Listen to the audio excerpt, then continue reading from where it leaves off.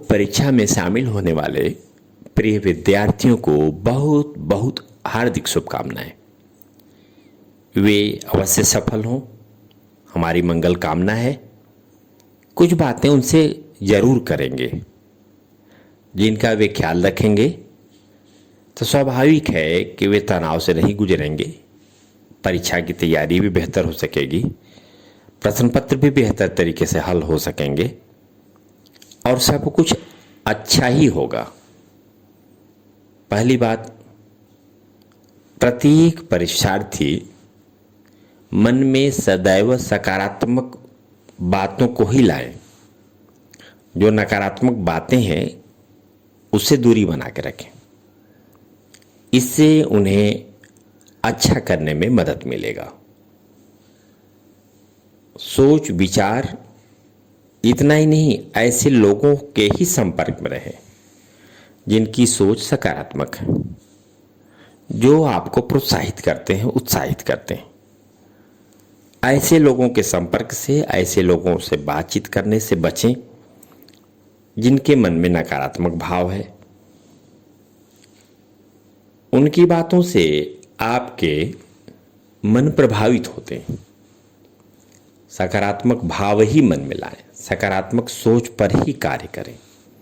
सदैव मन में यह बात रखें कि अच्छा ही होगा, इसीलिए हम प्रयास कर रहे हैं। दूसरी बात करते हैं, प्रश्न पत्र में अनेक प्रश्न होते हैं। कभी कभी प्रश्न पत्र अच्छा नहीं होता। उन परीक्षार्थियों के हिसाब से तो वे अगले प्रश्न पत्र को लेकर के अत्यधिक चिंतित हो जाते हैं। इस बात का भी ख्याल रखें कि प्रश्न पत्र ठीक हो गया तो अच्छा, और ठीक नहीं हुआ तो अच्छा। आगे की तैयारी पर पिछले प्रश्न पत्र का असर न पड़ने दें। दो प्रमुख बातें। तीसरी बात, कठिन परिश्रम छात्र करते ही हैं। ऐसी स्थिति में वे सदैव ध्यान रखें कि वे नींद पूरी लें। ऐसा न हो जाए कि श्रम अत्यधिक हो जाए और पर्याप्त नींद न पूरी हो। ऐसी स्थिति में तनाव की संभावना बढ़ जाती है। अभिप्राय, पढ़ाई तो करें ही और साथ में पर्याप्त नींद भी लेते रहें। अगली बात करते हैं, प्रत्येक विषयों में एक आध टॉपिक या कुछ चैप्टर ऐसे होते हैं जो परीक्षार्थी को उलझा के रखते हैं, या यह कहें कि उसमें परीक्षार्थी उलझ जाता है। ऐसी स्थिति में प्रत्येक परीक्षार्थी को ध्यान रखना चाहिए कि जिस टॉपिक पर या जिस चैप्टर पर उन्हें उलझन महसूस हो रही है उस पर बहुत ज़्यादा समय न दें।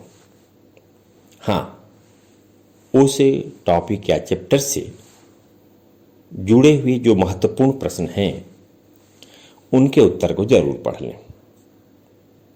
अगली बात है, वर्ष पर साल भर आपने सामान्य ढंग से पढ़ाई की है, पूरी तैयारी की है। ऐसी स्थिति में आप केवल गिने चुने टॉपिक के ही चक्कर न पड़े। प्रत्येक बोर्डों में, चाहे सीबीएसई हो, चाहे आईएससी हो, चाहे यूपी बोर्ड हो या विभिन्न प्रांतीय बोर्डों की परीक्षाएं हों, पहले से पाठ्यक्रम तय होते हैं। उन पाठ्यक्रमों में चैप्टर तय होते हैं। उन चैप्टरों में भी तय होता है कि किस चैप्टर से कितने नंबर का प्रश्न आएगा। अर्थात सामान्य ढंग से पढ़ाई करने वाला परीक्षार्थी समस्त चैप्टर का अध्ययन करता है। हाँ, कोरोना काल के चलते प्रत्येक विषयों में 30% अर्थात 30% चैप्टर कम किए गए हैं, उन पर पहले निशान लगा लें।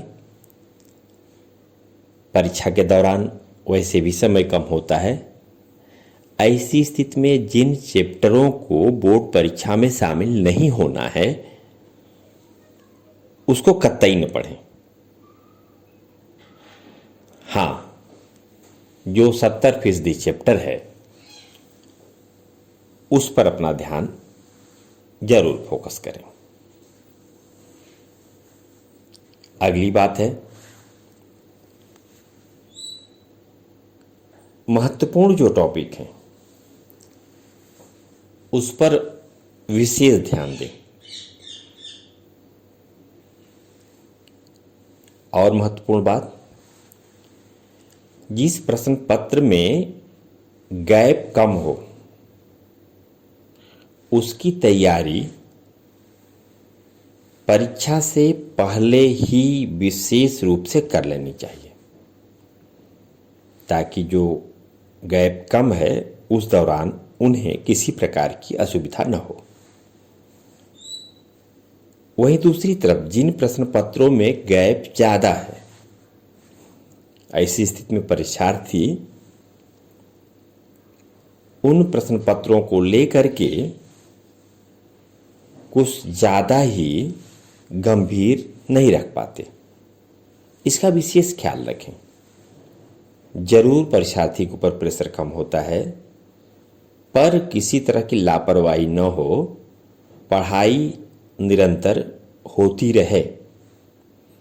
दो बातें, जिसमें गैप कम है उसकी तैयारी पहले हो जाए, और जिसमें गैप ज़्यादा है तो उसमें किसी तरह की कोई लापरवाही उस प्रश्न पत्र से नहीं होनी चाहिए। पढ़ते समय भी टाइम मैनेजमेंट का ध्यान रखा जाता है, उसी तरह से बोर्ड परीक्षा में भी टाइम मैनेजमेंट का ख्याल रखें। हाँ, इतना जरूर है कि टाइम मैनेजमेंट को लेकर के अत्यंत सख्त न हो, जो व्यावहारिक है उसका जरूर ख्याल रखें। और जो महत्वपूर्ण बिंदु हैं उसे भी आप जानें। जैसे बोर्ड परीक्षा के लिए निर्धारित परीक्षा केंद्रों पर समय से पूर्व पहुंचें। यह बात इसलिए कही जा रही है,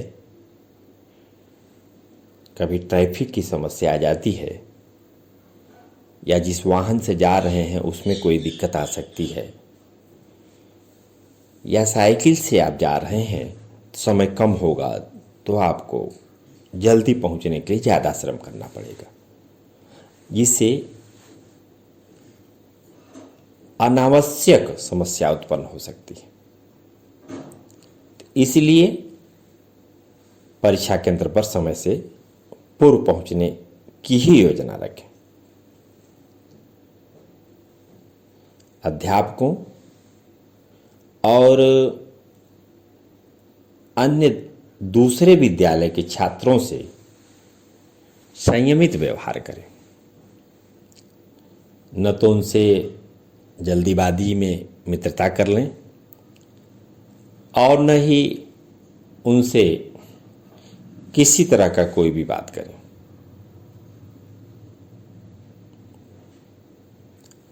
परीक्षा के लिए निकलते समय जो परीक्षार्थी हैं वे प्रवेश पत्र, पंजीकरण और लिखने के लिए जो आवश्यक सामग्री है उसको साथ में अवश्य ले लें। और क्या न करें, मोबाइल फोन या कोई इलेक्ट्रॉनिक गैजेट्स साथ में कतई न लेके जाएं। घर से निकलने से पहले इसको पुख्ता कर लें। परीक्षा केंद्र पर जब भी आप पहुंचें तो जो बैठक व्यवस्था है उसको देख लें। कन्फर्म होने के बाद आप उस संबंधित कक्ष में चले जाएं। फिर जब आपको कॉपी मिलती है तो उस पर अपना अनुक्रमांक सही लिखें। परीक्षा केंद्र पर समय से पूर्व पहुंचने पर यह सब चीज़ें ठीक तरीके से हो जाती हैं। और हम सभी जानते हैं कि अनुक्रमांक आप जब साफ साफ लिखेंगे, सही लिखेंगे, तो इससे परीक्षा हाल में भी और कॉपी के मूल्यांकन में भी किसी तरह की अनावश्यक असुविधाएं नहीं होंगी। और देखें, प्रश्न पत्रों में आए हुए प्रश्नों को सबसे पहले उन्हें करें जिस पर आपको विश्वास है कि इस प्रश्न का उत्तर हमें ठीक ठीक आता है। कठिन प्रश्नों को एक बात और बता दें, सरल और कठिन प्रश्न जो आता है वह सरल है, जो नहीं आता वह कठिन है। प्रत्येक परीक्षार्थी के लिए अलग अलग हो सकता है। तो जो सहज और सरल है, आसान है, उसे पहले करें, और जो कठिन लगता है उसको बाद में करें। पर ट्राई जरूर करें, समय बचने पर उसे छोड़ें ना। प्रत्येक प्रश्न का उत्तर जब आप लिखें तो उस प्रश्न के अंक का भी ख्याल रखें और समय का भी ध्यान रखें। ऐसा न हो कि कम अंक के प्रश्न हों और उसको हल करने में हम ज़्यादा समय लगा रहे हैं। कम अंक के प्रश्न कम शब्दों में कम समय में पूरे कर लिए जाने चाहिए। साथ में महत्वपूर्ण बात, अंत में जो कुछ लिखा गया है कॉपी में उसको एक बार सरसरी निगाह से जरूर देख लें। संभव है कि उसमें कहीं कोई चूक हुई हो तो उसमें सुधार किया जा सकता है। हाँ, प्रश्न पत्र जैसे मिलता है उसको ठीक तरीके से पढ़ें, समझ कर पढ़ें। बोर्ड परीक्षाओं में प्रश्न पत्र को पढ़ने के लिए 15 मिनट का समय दिया जाता है। उसका उपयोग बेहतर तरीके से करें। बी कॉपी लेते हैं तो ऐसी स्थिति में उसे ए कॉपी से ठीक तरीके से बांधें। परीक्षा के दौरान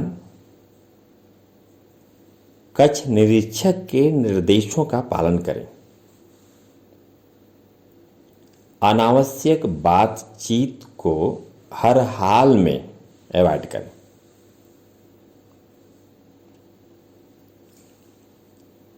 लगातार पढ़ते समय बैठने की जो मुद्रा है उसे बदलते रहें और झुक करके पढ़ाई न करें। पढ़ते समय पानी या पेय पदार्थ बीच बीच में लेते रहें जिससे नींद हावी नहीं हो पाती। हाँ, इतना जरूर है, जब आप आराम करना चाहते हैं या सोना चाहते हैं तो उसके पहले पेय पदार्थ या पानी न लें, केवल आवश्यकता अनुसार ही लें। उत्तर लिखते समय प्रश्न संख्या और उससे संबंधित जो खंड है उसको स्पष्ट लिखें। कॉपियों के मूल्यांकन के समय में खंड और प्रश्नों को परीक्षक देखता है, उसके बाद ही आंसर को पढ़ता है। खंड और प्रश्न संख्या साफ साफ लिखने पर कापियों के सटीक मूल्यांकन की संभावना प्रबल होती है। उत्तरों में जो विशेष बिंदु हैं उसको हाईलाइट कर सकते हैं। व्यवहारिक तौर पर हम यह जान लें कि बोर्ड की कापियों को चेक करते समय परीक्षक को प्रत्येक अक्षर या शब्दों को पढ़ना है, पर व्यवहारिक तौर पर ऐसा नहीं हो पाता। ऐसी स्थिति में जो महत्वपूर्ण बिंदु हैं उन्हें जब हाईलाइट किया गया रहेगा तो उसको परीक्षक अनिवार्य रूप से पढ़ेगा। यह परीक्षार्थी के हित में है। किसी की सलाह को मानक न मानकर ऐसा न कर लेंगे, किसी ने कोई सलाह दे दिया तो उसी के आधार पर ही कोई कार्य कर रहे हैं आप, बल्कि आपको जो सुविधाजनक लगे उसके अनुरूप पढ़ाई करें और परीक्षा देते समय उन चीज़ों का ख्याल रखें। हाँ, नया प्रयोग करने से परीक्षा में बचें। परीक्षा में कुछ तनाव है, किसको नकारात्मक रूप में न लें, यह स्वाभाविक है। कोई भी परीक्षा हो उसमें स्वाभाविक रूप से तनाव हो ही जाता है, और जब सकारात्मक सोच रखेंगे तो अच्छे परिणाम मिलेंगे ही। परीक्षार्थियों के साथ ही कुछ चीज़ें अभिभावकों के लिए भी हैं जिन पर अभिभावकों को अमल करना चाहिए। चूँकि परीक्षार्थी जब घर पर है, अभिभावकों को भी अपने बच्चों की तुलना अपने आस पड़ोस या उसके किसी सहपाठी से करके कतई दबाव न बनाए। एक बात और, प्रत्येक परीक्षार्थी के लिए जन्म से लेकर मृत्यु तक विभिन्न प्रकार की परीक्षाओं से इंसान को गुजरना पड़ता है। यह महज बोर्ड की परीक्षा है, यह कोई अंतिम परीक्षा नहीं है। यह आप जान लें कि इस बोर्ड की परीक्षा में शामिल होने पर प्राप्त होने वाला अंक जरूर महत्वपूर्ण है, लेकिन कदापि आप यह न समझें कि आपकी बुद्धिमत्ता का यह कोई अधिकृत प्रमाण पत्र है। ऐसा नहीं। इसलिए कभी भी किसी एक परीक्षा को ही सब कुछ मान लेना यह उपयुक्त नहीं है। यह मान करके परीक्षा की तैयारी करें, परीक्षा हाल में प्रश्नों को हल करें। एक बात और, अपने प्रति ईमानदार रहें। और मुझे लगता है कि कुछ इन बातों को परीक्षार्थी ध्यान रखेंगे तो ऐसी स्थिति में वे स्वाभाविक तौर पर बहुत कुछ बेहतर कर सकेंगे। कुछ सामान्य सी बातें हैं। परीक्षार्थियों को दबाव में आने की किसी प्रकार की कोई जरूरत नहीं है। चाहे केंद्र सरकार हो या जो विभिन्न प्रांतीय सरकारें, वे भी अब चाहती हैं कि जो परीक्षार्थी हैं वो परीक्षा दें, और मूल्यांकन के दौरान भी उनकी अपेक्षा रहती है कि जो परीक्षार्थी उत्तीर्ण होने के लायक है उसे उत्तीर्ण कर ही दिया जाना चाहिए। पहले काफी कुछ कठिन हुआ करता था। इसलिए प्रत्येक परीक्षार्थी को परीक्षा हाल में जाने से पहले जिसने अच्छी तैयारी की है और जिसकी किसी कारणों से अच्छी तैयारी नहीं भी है, उसे यह मान लेना चाहिए कि वह उत्तीर्ण हो चुका है और अब जब वह प्रश्नों को बेहतर तरीके से करेगा उसे अच्छा अंक प्राप्त होगा। कुछ और बातें करके हम अपनी बात पूरी करेंगे। कभी कभी परीक्षा हाल से जब परीक्षार्थी बाहर निकलते हैं तो उनके द्वारा यह कहते हुए सुना जाता है कि समय कम पड़ गया और कुछ प्रश्न हमारे छूट गए।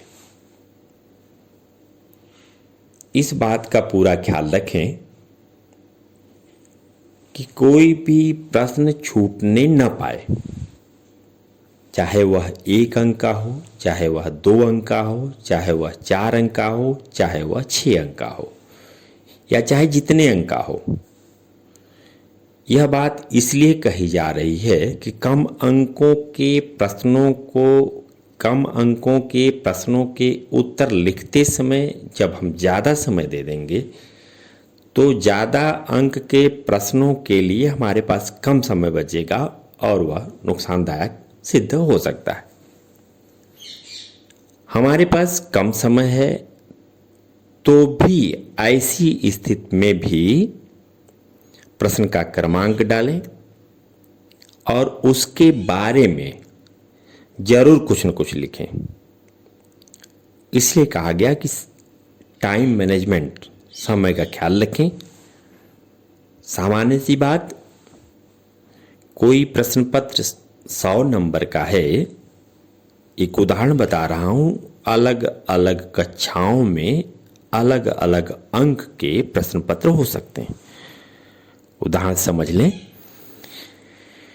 कि 100 नंबर का प्रश्न पत्र है तो आपका प्रयास हो कि प्रथम पहले घंटे में उसका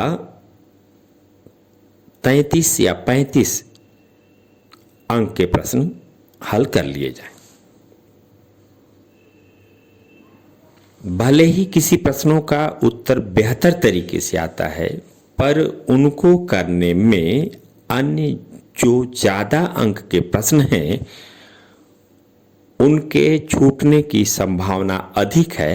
ऐसी स्थिति में जो बेहतर तरीके से प्रश्नों का उत्तर आता है उसको कम ही शब्दों में पूरा करके जो प्रश्न छूटने की स्थिति में है उसको पूरा करने का पूरा प्रयास करना चाहिए।